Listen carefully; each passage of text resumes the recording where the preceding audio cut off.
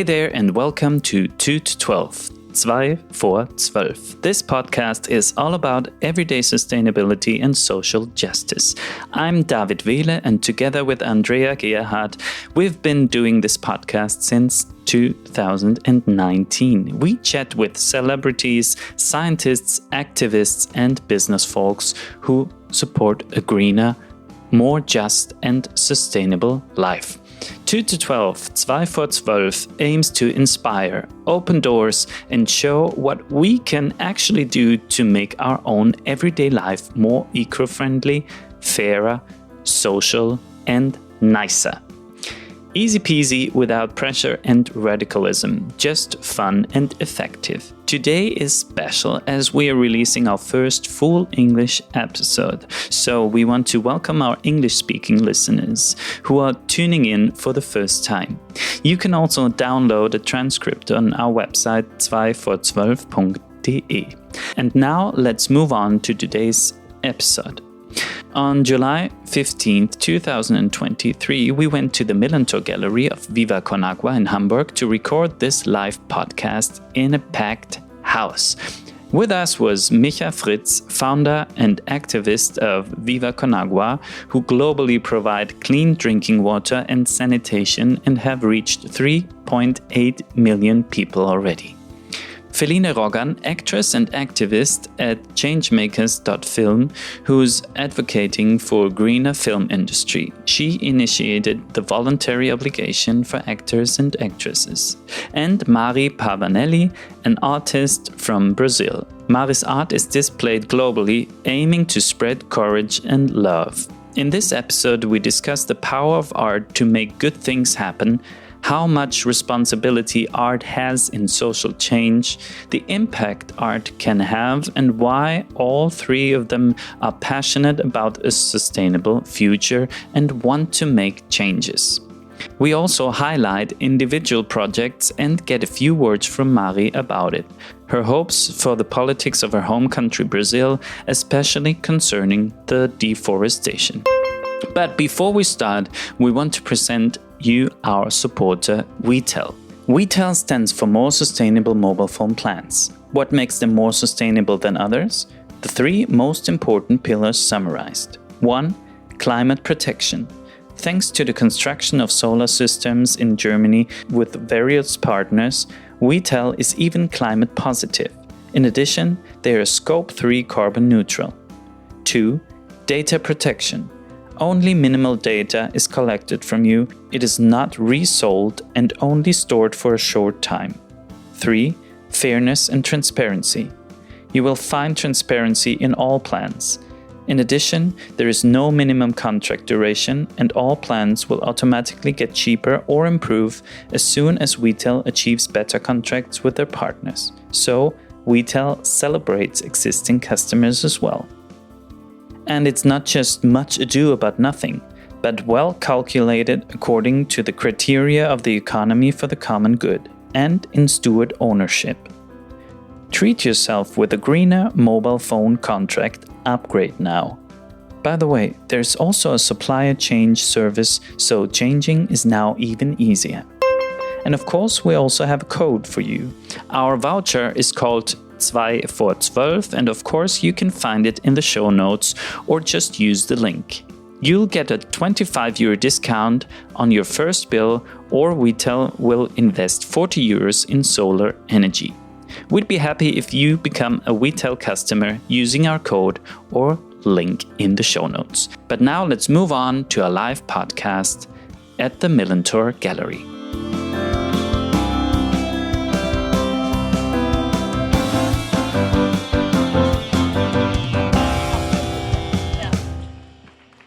Yes, so welcome.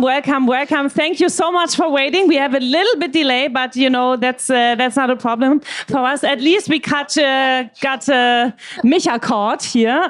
That's the most important thing because he's one of the most busiest person here, I guess, on the festival. So, yes, welcome to 2 vor 12. We are so happy to be part of the Millerntor Gallery number 11, because also the gallery wants to engage people in social commitment, and this is also our goal with the podcast. So we do this since 4 years, and we have over 100 episodes outside about sustainability in everyday life and social justice. So this is a very good fit for us. And also I have David with me. David is the second host of 2 vor 12 behind the decks, of course. So give a little bit of a applause for my podium and for David. So, Caro just introduced our very good panel here, but I wanted just to add some little details more. So Pheline, I want to start with you, because Pheline is 100% native Hamburg, you can say. Yes, she's a Hamburger Dern, what we would say. She's an actress, of course. And you did this year be part of the documentary Wir können auch anders. So that's also a very important topic. You know her maybe from the Hamburg Pearl Soul Kitchen, of course, which I recently saw twice, by the way, again, and from Jerks. And she also co-founded the Changemakers.film. So what's behind Changemakers.film? She will explain to us later, but give a round of applause for Pheline. Yeah. Mari Pavanelli is also here with us. And I guess, Mari, it's your first podcast, huh? Yeah, my first podcast in English. Yes. A little bit nervous. No, we are so happy that you said yes, because it was so important for us to have someone here who is also as an artist here and shows us the point of view from your artist side, and also with the cooperation with Viva Con Agua and stuff. So you are, let me say, a self-taught artist, and that's incredible if you see that very, very big art piece at the outside. It's just in front of the Glitterus gang, you can say, of the house of the Glitterus gang. So you have to take a look at Mari's artwork. And you studied marketing, and then you work in the finance world, and then you changed to a freelancer artist. Congratulations to that, and welcome here to 2 vor 12. What a crazy life, crazy changes. Yeah.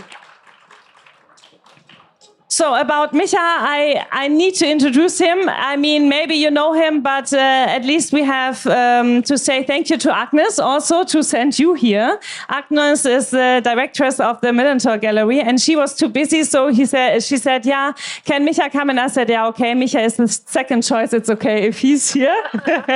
He's you would say, a Wahlhamburger.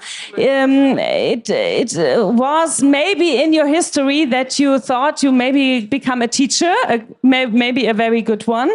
But then you co-founded the Viva Con Agua family, I would say now, because it's a huge family of social businesses and other stuff. And you are also, like Viva Con Agua reached, please correct me if I'm wrong, 3.8 million people with water and toilets. Is this the right number? Yes, it's the right number with all the actions, with all the partners, and but it's not only about numbers; it's also about the impact on a inspirational level and starting social businesses and purpose economy. Because back then, when we started, we had no idea what we were starting. There was no plan behind it, and there was no purpose economy in 2005. So in a way, we started this also. Yeah. So Micha is also responsible for the cardboard sign. It's very famous, the Viva Con Agua cardboard sign. And you had like Billie Eilish, you had Greta Thunberg, of course, you had Mads Mikkelsen. So how do you do that? Just talk them into it? Actually, most things in the Viva Con Agua world just start without a real plan. And the same thing was with the Water is Your Human Right campaign, which really became famous, like you said. And the thing is, Marco Fischer, he's a very beautiful photographer from the fashion industry.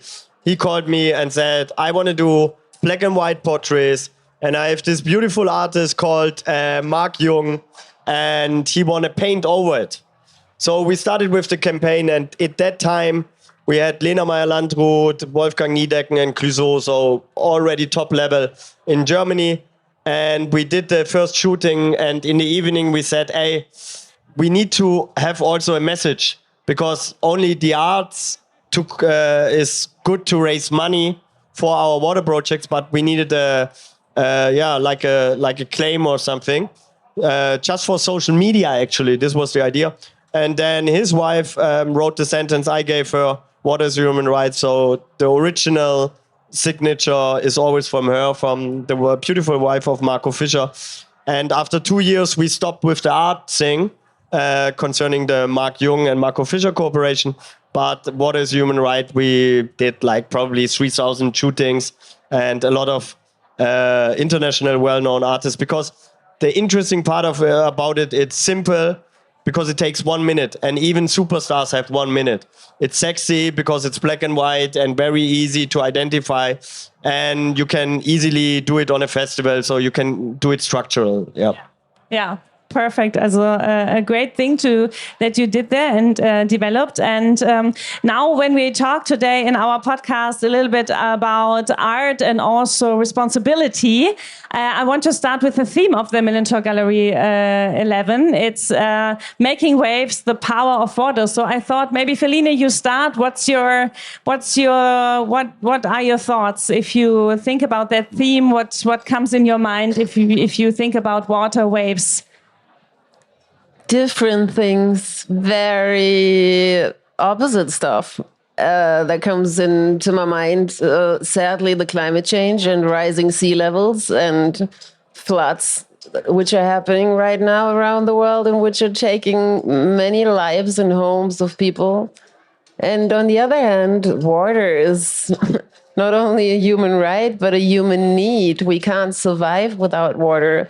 I love drinking water. I love being in the water. I love swimming. I love being in the sea and the lakes. I think everybody in the summer, especially when it gets that hot, has an urge to go there. And how much are we? 90% water ourselves. So it's us. We need to take care of it. Yeah. Mari, what comes in your mind? Yeah, adding some words on this, it's basically when I paint, when I think about water, I totally think on the way more spiritual way, as us as a human beings, we are water and our emotions, and the way we can deal with these emotions to make a better world. It's more in this way. Yeah. Micha, so your whole work life is about water, but what comes in your mind if you just hear the topic of making waves, the power of water? Basically, when I grew up, I had no idea about water. I grew up in southern Germany as a maximal, privileged, unreflected boy. And since I think 2010 was my first trip to a project area. And since then, my whole life and way of thinking about water completely changed. Because when you grew up in Germany, you always have the tap water. You always can take a bath, you can shower, you can do everything with water. It's just there. And you take it for granted. And so when you then see that there are places in the world where it's not like that, and it's not... Because, like, in Uganda, there was this guy, he's the elderly, like the 60-year-old guy, the kind of chief of the village, and he said, "Hey, Michael, thank you. I know it's from God, but I still know it's from Viva Con Agua, but I still know it's from God." And it's so true, because water is, like, it's just there in the world, but it doesn't belong to any human beings. It belongs to all human beings. And we totally forget about the importance of water, because we get disconnected in this world to mostly all basic needs in life. And if you then see a place like this part in Uganda, where there was never a water well, where there was never a borehole, and then it's there, it changes the whole community. And then 1 year you come back and you see that the Kindersterblichkeit, that less kids die because of diarrhea, because people don't die because not having water. If you don't have water, you drink dirty water, you drink from rivers, from seas, Pfütze and stuff like that. So you die because of diarrhea. And of course, this changed my whole life. And everything what we do is only to make it easy for you to get engaged. Basically, you all know about all the problems in the world. You all know that we are privileged and that we should all donate a lot of money because we probably 3, 4, or 5% of the most richest people in the world. But we offer you an easy way to get engaged without you thinking about it too much, but just enjoying the art, enjoying the music, enjoying the culture, and then you support it. Yeah, so Mari, this is a perfect thing to ask you now, because you did this wonderful art piece, Translucid, at the outside. So maybe you can tell us a little bit about it, because the theme has also, is also a part of your artwork. Yeah, but I would like to say something before, because I also, as an artist coming from Brazil, it's such a huge and beautiful and rich country, but people there, they definitely don't have so much consciousness about save the water. And me as an artist, being supportive Viva Con Agua since 5 years already, I feel really grateful to be able to support Viva Con Agua projects for wash, sanitation, and what else, all over the world through my art. This is really wonderful for me. It's I never thought that I could make even little change through my art and support such wonderful projects as Viva Con Agua. Also, my life and my consciousness changed after being part of Viva Con Agua, of course. Somehow I started saving and being more aware about the way I use the water. And because most of the people in my country, they have no access to clean drinking water. And through my art, it's more subjective, as I told you. I always bring these emotions, and the water is behind of the idea, because we can be as water and molds and fluid and traverse the times about emotions, our emotions, and and the way we can merge and connect it to the world, being as water, basically. Yeah. So you have also this 3 faces outside, but it's like one person. Yeah. As far as I understand, and it's like one moment, like the present, also the past and the future. So I thought if we have like this 3 angle here, Micha, what do you say? What was like, because it's a little bit also in the DNA of the Viva Con Agua, what was the Millerntor Gallery? What is it this year, and what will it be for change, maybe? When we started the Millerntor Gallery, it was only this space, and the idea came because Henning Heide, who's the capo of St. Pauli, so he's watching the game the other side around and cheering for the fans to cheer for the club, so he doesn't see the game. And he showed me photos of the old Altersstamm, so these are the over 80 years people. And I said, hey, these photos should be in the arena, so to have a connection between old and young. And then we asked a sponsor of St. Pauli to pay for the production cost, 3,000 euros back then. Was a lot of money for us, and it wasn't our job to produce art back then. Our job was to raise money for clean drinking water.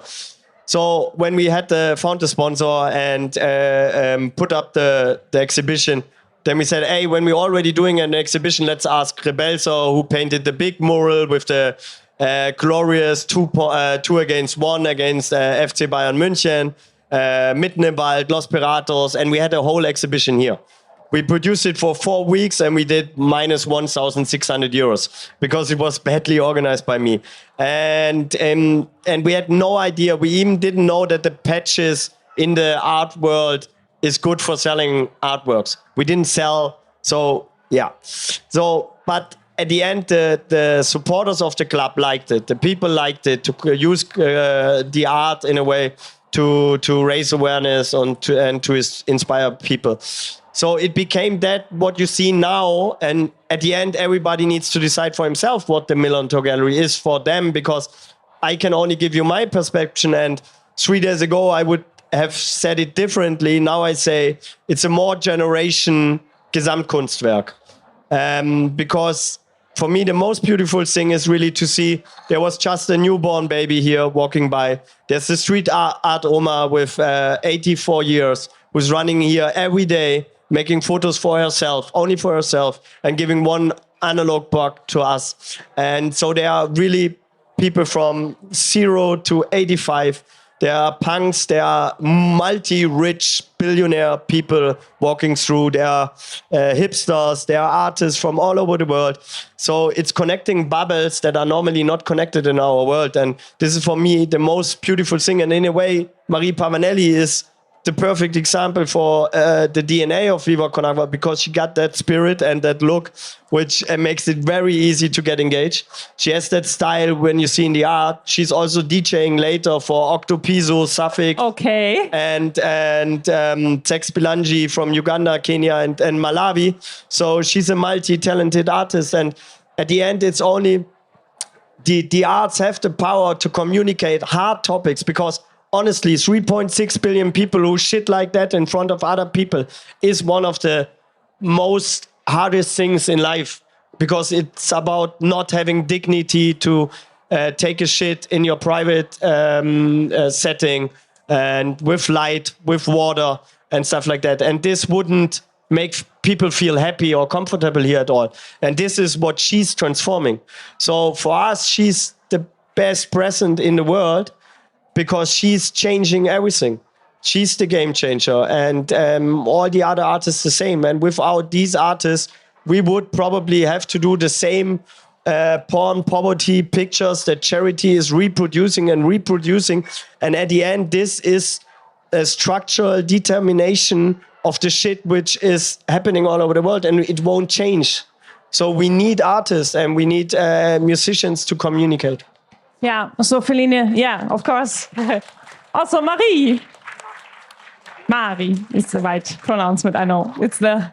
I like anyways the pronounce. It's Mari, so not Marie. You know, in Germany, it's very common. I love it. Marie. Yeah. It's only here I can have this Mahi, and it's perfect. Yeah. So Pheline, I wonder, you as an actress, do you believe that art changes society? Has to change society, or is it better that art is always free? What jerks changed? It did change something. I think we are all so geprägt. What is that? Influenced, maybe? Yeah, influence, our perception, everything. I think movies, for example, determine a lot of how we accept and perceive the world. So I think there's a great responsibility, but I wouldn't, in art, in telling stories and in projecting emotions, making stuff visible, emotionally erfahrbar. So I think there's a great responsibility in art, but not in a bad way, because it's such a chance. I mean, in making movies, we can imagine and tell stories, and we can tell and build worlds that are not here yet, and everything's possible. So what's missing at the moment, from my point of view, is a utopian view of the future. All we have is this dystopia, everything's getting worse, climate crisis is hitting, people are drowning in the Mediterranean, refugees. It's like it's getting worse and worse. Right-wing politicians coming to power in all these countries. But what we can do, and nobody knows the direction, where can we go? That's why everybody's trying so hard to keep it like this. It is like the present now. But what we can do, for example, with a movie, is imagine a world, and it can still be a love story, you know? It can still be, or a divorce story, or whatever, coming of age. But you can build a world, for example, a city where no cars are, which made like the energy transmission already. And it doesn't have to be about that, but you can show people what it could actually be like. So I think as an artist, it's very important to ask yourself a question. What am I telling, and why am I telling the story, and what do I want to tell? And are we telling the stories just because we grew up with these stories and everybody has been telling and reproducing the same? Or can I maybe open up a window and create something new? Because we need that. If we don't imagine a future that we want, we're going to get a real shitty one, and it looks like it right now.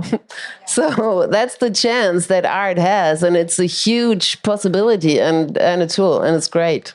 Yeah. So I wonder, yes, of course. Give a round of applause for Pheline. You as an actress, it's you don't write the script, you play the script that you get. Maybe it's a work with the director and you, but you're not, you're not driving. You're more, in the backseat, doing what other people. But I changed it because I want different stories. Very good, because that would be my question. Yeah. It was that also one of the reasons why you founded and co-founded the Changemakers.film, to change something of the narrative? Changemakers is an initiative that I founded with four colleagues of mine. That was more out of, I was a climate activist in private, but I didn't really know where could I hook on to. I was like, I'm a bit too old for Fridays for Future and all the other justice movements. I go to their demonstrations, but I don't feel useful enough. So we got together and we were looking like, what else can we do? And then we started and thought about, but what's happening in the film industry? If we need to make this transition where all the industries and businesses have to change their way of business as usual working. So what's happening where we are working, and what can we change there? And then we found out, producing films is producing a lot of emissions, and you could actually reduce that. And why are we not doing this? So we started, we wrote down everything that we were willing to do to change the industry, because people are always saying, well, we'd like to change the film industry, but we can't really, because actors and actresses, they need luxury. They want to treatments, fly, and they want to drive alone in the car. Exactly, need big hotels and everything. And so we were like, okay, that's fucked up. So we write everything down, because I think everything in the end comes down to communication. So we start to make the first step of communication and say what we are willing to do and to talk about. And that developed pretty quickly. We have a lot of people that signed our Freiwillige Selbsterklärung. And then we were asked to join a group, and over the last 2 years, we actually rewrote the film funding law, which is official, or it's working now since the 1st of July. And now everybody who gets funding money from the state to produce a movie has to maintain ecological standards while producing. Yeah, very good. So part of like the film shooting, because I'm also a green consultant for film and television. I did this by side last year. And a big discussion is also the green storytelling, like what you just said, like which stories are we telling? Also, I heard Micha has a lot of ideas about storytelling also in films coming soon, maybe. But Pheline, I was wondering if what is your opinion about that? So should a screenwriter things in CO2 emissions when he puts his ideas out, and like it's to think about how high the emissions are of producing that scene later? Yes. If you write somebody flying on an airplane and stuff? Yeah. So stop being 100% creative. Take like the CO2 emissions. Well, I think the question is, being 100% creative, there's a lot of stuff that's always in these scripts that I don't think is 100% creative, but it's just reproductive. And there's a lot of stories that we're telling, even with little things. For example, in a movie, they always have a parking space right in front where they want to go. Yeah. That's not true. I mean, of course, nobody wants to watch a movie where somebody's looking for a parking space for 45 minutes and it's really annoying. But it's a narrative for cars, for car driving, you know.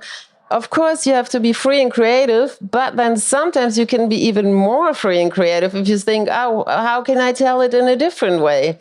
I think it's not only about green storytelling. We need to rethink female roles. We need to rethink, in that case, male roles too. We need to change diversity in casting. We need to think about social justice. All these things have to go into the storytelling too, because that can inspire people to fight for that later. So, and I don't think it's like a break on creativity, not at all. Just start thinking new, start thinking over the threshold and imagine different, other, better, more complex stories. Mm-hmm. You want to add something? Yeah, because for me, your industry is one of the most influential industries in the whole world. At the end, and where it comes from, Hollywood. And what happens at the end, there's the American flag, and there's the hero who saved the world. There was a lot of war going on, which probably was funded by some army to make some money with selling weapons, and or the narrative of the cars, which gives you the idea that it's freedom to have a car, and everybody of us knows that it doesn't make any sense at all. Yeah, our cities are designed for cars. 50% of the cities are produced for cars and designed for it. We have to rethink and completely, because it doesn't make sense. Our cities would be beautiful if 50% more space for green, for living. We need a totally other understanding of sustainability. We need to communicate in the best possible way, because sustainability is nothing that hurts us. It gives us more freedom to live a beautiful life with our kids, with our families and everything. And these narratives are completely created by the film industry. And Hollywood is the most influential one. So this, what you're doing is on all levels game-changing, and we need that on all levels, because if we get new narratives, we get new structures and new role models, because still we believe in Elon Musk is a cool guy, but actually he could save almost the whole water crisis with his money instead of buying Twitter and make it to a right-wing platform. So, but he's still celebrated, invited to all platforms, giving the stages and stuff. So I think this all need to be really recreated. Yeah, 100%. So, Mari, in your art, is it for you like important to have also a political statement? I know at the end you said to me it's all about love. All your art is always about love, like all the movies in the end are always it's all about love. So is it important for you to have a statement, like a political statement also in your art? Is this like is this what art has to be? I guess too has to be as well on this way, but not at all, because when I think from the place where I come from, I had no references that time. I was born in a really small town in the countryside of São Paulo, and with no reference, like nobody has any consciousness about nothing, about the world, like they are living this perfect kind of music from movies from Hollywood stuff. And when I think about this, like moving to a big city, being connected with so many people, like being here as an artist, having opportunities to be connected with people from all over the world, exchanging culture, I feel so inspired to be creative, to be creating some nice artworks, to make people feel more inspired to believe in themselves, to believe that they can make the change. doesn't matter where, doesn't matter if it's just in their homes or in their neighborhoods or in their works, but they have to believe through this art, that's my way to express myself, to get some good feelings, good emotions, nice sentiments about that they can express this to the world, because we have a lot of we have a lot of bad things going on, and people are getting more and more depressed all the time. If I use my space, my spot where I gonna paint to express about this sadness or about these bad stuffs we are all the time struggling, I really think I will be even worse on these situations. And when I'm also dealing with my problems, I'm trying to get art or music or a good movie or poetry or dancing or some kind of way of art to express myself and to try to inspiring myself as well, and to keeping doing, to get some strength to keeping doing this even more, because I always feel that me as a woman, I as kind of a mirror of a lot of women in this world, and we know how difficult it is to be women on this patriarchy world. And yeah, that's basically what I'm still learning how to do. And as much as I know myself, my art always improve on this way, goes in this improvement. Yeah. Yeah, perfect. So, Micha, is it for you, like, what, in your opinion, do you think that art has to aim, like, also for a better cause, or can it just also be, I would say, a thing what is completely free? You know what I mean? Yeah. Totally get you. I think one of the most important things is that art is free, because otherwise it very soon gets boring. And if you see the art here, there's no Viva Con Agua logo in it. There's no any marketing bullshit in it. So the artist is completely free. We have never asked an artist to integrate any logos or blah, blah, blah. If he does... But the theme of the year? Yeah, but come on, making waves, you can do everything. If you're a creative guy, you can, with the themes, it's just the themes because the curation word works like that. And it's the same with the pre-opening. The only reason why a pre-opening exists is because the art world, in a way, it's part of the structure. But at the end... the art needs to be free, and it's totally okay if the art is just beautiful and it has no second meaning or second or third or fourth layer. And here are beautiful murals, which, don't get me wrong, but don't have a second layer. But the Shamsia Hassani mural, the main mural, is goosebumps on all layers for myself, because she has another meaning and another layer.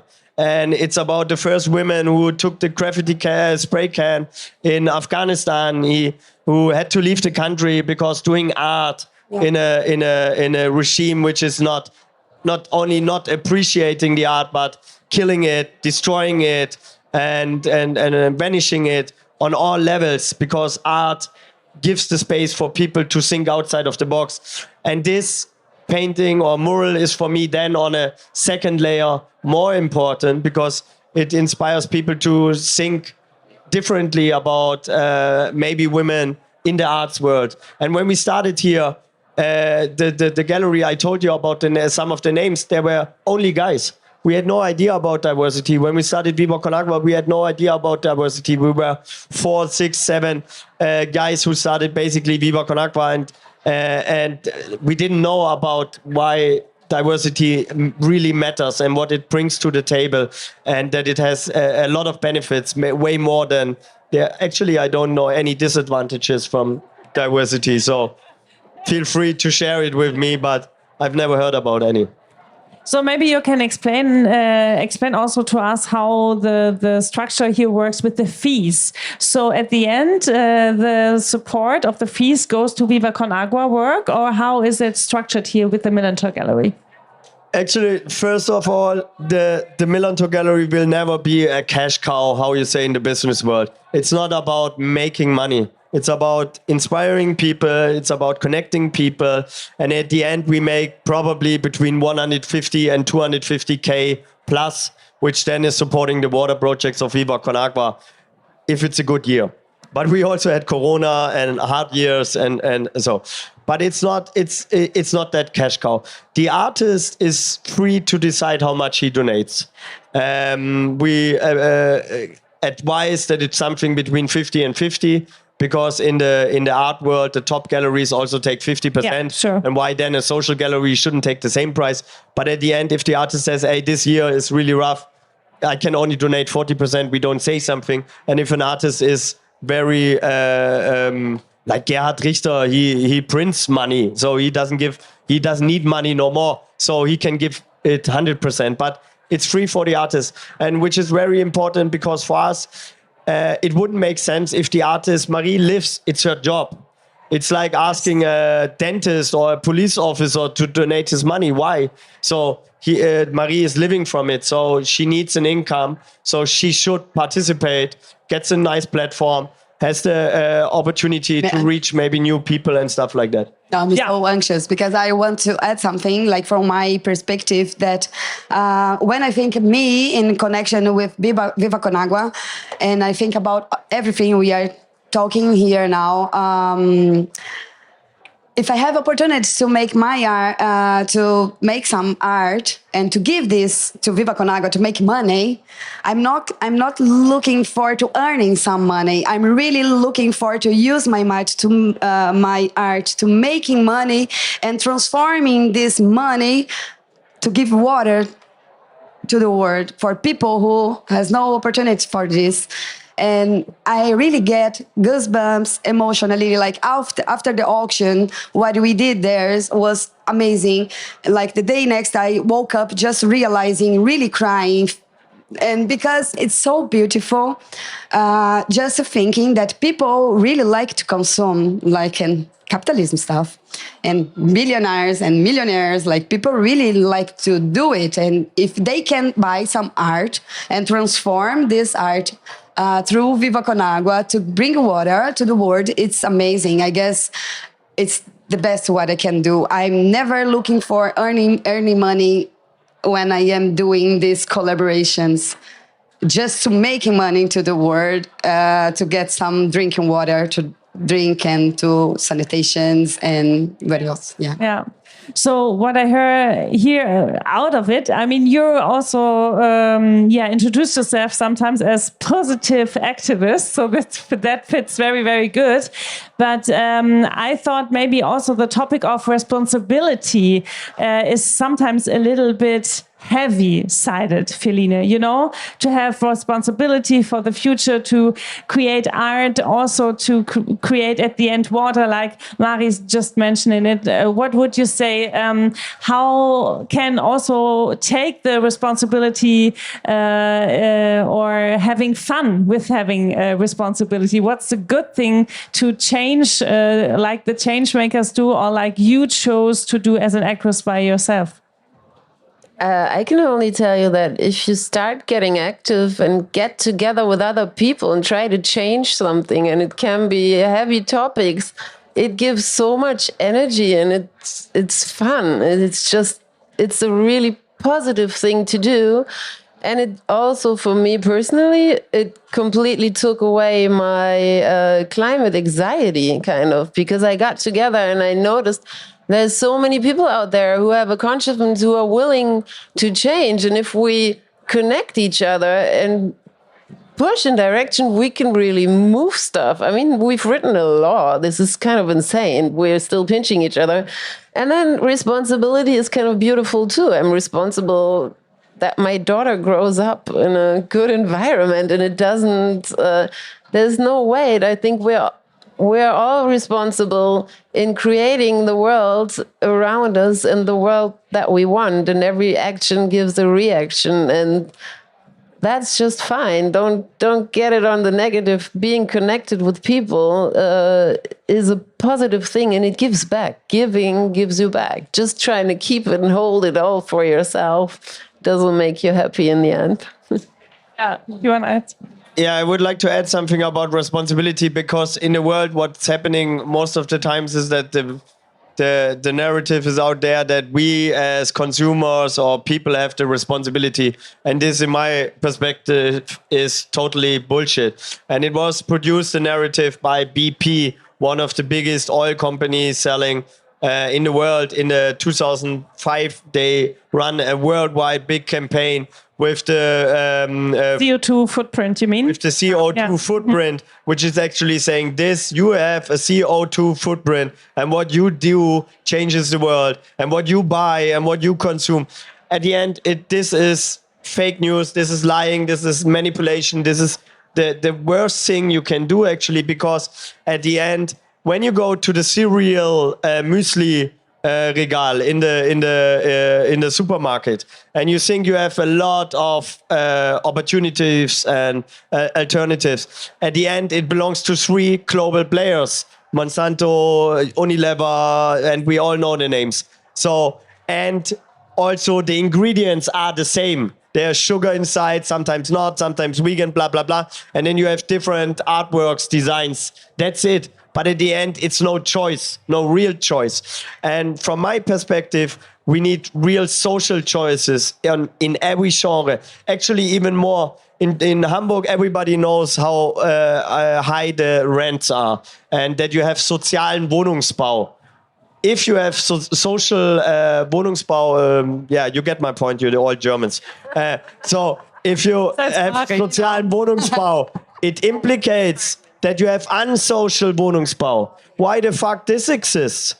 If you go into all genres, if you go to in the car industry, and Germany is grown up on that shit, the car industry is not making the world a better place. So we have to do real talk, and which is interesting that, because otherwise I would be really fucked up and I wouldn't have a positive future thinking. But guys, women, strong women, activists like Pheline or Coach Izume, who is here doing the EFL, European Football League, they now running the platforms. They now in the positions to change the structures. And this is where the responsibility lies. If you have a structure, and Viva Con Agua is also a structure, then I have the responsibility to do the less possible shit on an ecologically and social and culturally level. Every day I have to improve myself and improve our whole cosmos to make it a better world and make less shit. And it's possible, but this is where the responsibility lies. And the higher the privileges and the higher the platforms and the higher the production values and everything, the more responsibility you have. And then there's politics too, no? And then there's politics too. Yeah, but politics are the eyeballs of the industry, to be like... I mean, Pheline, you had a lot of talk with politics stuff in your Changemakers film work, and do all that standards, the ökologischen Mindeststandards for shooting. I think it's an experience by itself, right? Yeah, we did this through the pandemic, and that was Zoom call torture, kind of. But I got a better understanding of politics, how, well, it's really fighting over compromises and over words, actually. And it's a really complex and difficult proceeding, but still, then we have laws too, like the law from the Verfassungsgericht, which obliged the politicians, the actual Bundesregierung, to have to maintain the climate goals, but they're not. They're failing their responsibility.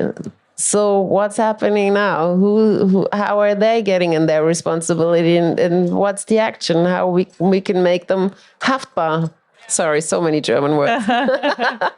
So, Mari, when we take a look to Brazil, it's a very interesting land, of course, also for us. It's a lot of mentioned in our press here. I don't know if you're aware of, but, after Bolsonaro, everybody was very happy that Lula da Silva came, and because everybody is looking at the rainforest and the Amazonas getting more and more deconstructed, and it's the saying of it's the green lung of the world, yeah. So how is it for you to live in a country like Brazil and to see the politic do their thing? How do you think take them or do they take their responsibility? They definitely they are taking any responsibility to take care of the climate and also our forest and our animals and our system. Because, of course, this already happening since many years before Bolsonaro, but when Bolsonaro took place there, it was horrible. We had a lot of burnings. The forest was burning and was very bad. Me as an artist and a lot of artists from there, we were being part of some activisms as well to trying to maybe take this politics people to understand how hard is this. I don't know if I can explain exactly, but during the government of Bolsonaro was horrible. And we had so many problems, not only in Amazonas, but also in a different natural systems like Atlantic and Cerrado and many others, that so many animals was dying and so many people also was dying because people who were also stealing the land from the indigenous tribes who lives there. So now with Lula, we have little hope that this can change, but we know how this politics works. We understand that takes some time. He's still clean up the house and all this, the messy, yes. Yes. and all the messy that because Bolsonaro really messed up with us for long 4 years, and finally he's now out and he can't get elected again at least for 8 years. And let's see next steps. Yes, of course. And please proceed with your great artwork to change and touch people's hearts, and all three of you. So maybe last question for you to let us take a look in the future. What are the things that you wish we can take as our responsibility today after the Millerntor Gallery? What should we embrace of responsibility and what can change? Micha, maybe you start. I have 3 things. First thing, the real cool kids come on Monday when we deconstruct everything. You're more than invited.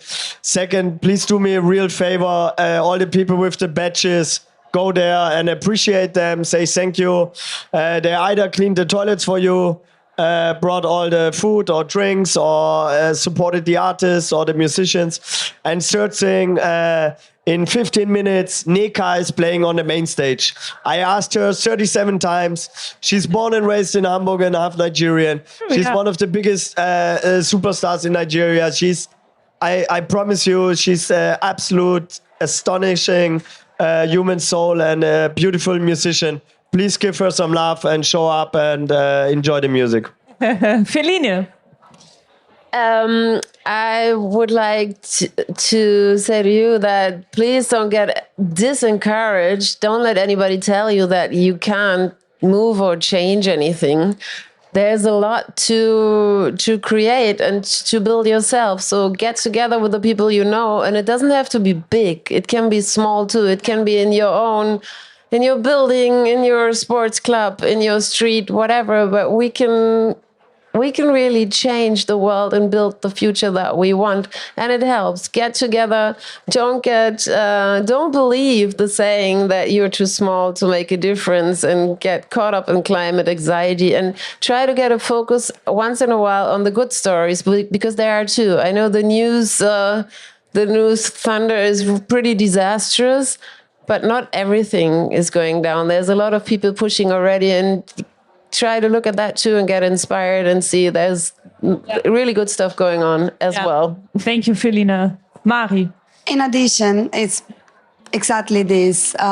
The circle is always opening and always growing, and stay close to the people who inspire you, and make some art, dancing, singing, painting, do whatever you want to do to make the world a better place, and have fun. Millerntor Gallery, it's amazing. There's a lot of great artists from all over the world to see, good musicians, as Micha said, and all the big changes start from one point. We are this small point. Yes, we are a small point making big waves. Thank you so much, and a big applause for Mari, for Pheline, and for Micha for taking your time. I'm very happy that we did that today, not tomorrow, because Mari and Micha are so involved that they are maybe losing their voices. I'm tomorrow losing mine. Yeah. No, thank you so much for listening. That was our 2 to 12 podcast, and hope to see you soon, and do your work and keep on going. Thank you so much.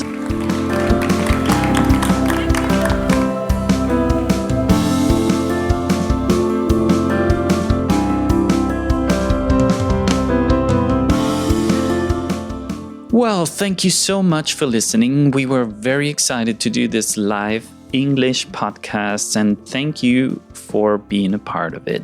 We would be happy if you could spread the word, recommend our podcast to your friends and family, follow us on Instagram, 2vor12, or give us a star review on Spotify or Apple Podcast.